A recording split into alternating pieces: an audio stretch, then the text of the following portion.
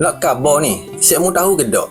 Limau Mandarin, buah yang sinonim dengan sambutan Tahun Baru Cina, bukan sahaja mempunyai nilai budaya, tetapi juga kepentingan rohani yang mendalam, terutamanya dalam konteks keagamaan dan tradisi masyarakat Cina. Limau Mandarin melambangkan tuah, kemakmuran dan keharmonian. Warnanya yang keemasan melambangkan kekayaan, manakala bentuknya yang bulat membawa simbol perpaduan dan kelengkapan. Dari sudut rohani, warna jingga terang dipercayai membawa vitaliti dan tuah, menjadikannya simbol keberkatan dalam kehidupan. Dalam bahasa Mandarin, perkataan limau Mandarin mempunyai persamaan bunyi dengan perkataan emas yang meningkatkan lagi nilai simboliknya. Dalam sambutan Tahun Baru Cina, limau Mandarin sering digunakan dalam upacara keagamaan sebagai tanda penghormatan. Selain melambangkan harapan untuk tuah, kesihatan dan kesejahteraan di tahun mendatang. Pemberian limau secara berpasangan juga dianggap bertuah kerana ia melambangkan penggandaan keberkatan. Ungkapan seperti Daji Dali yang bermaksud tuah besar dan keuntungan besar sering diucapkan semasa amalan ini. Dari sudut Feng Shui, limau Mandarin dipercayai dapat membantu menyeimbangkan tenaga dan menarik kekayaan. Buah ini sering diletakkan di ruang tamu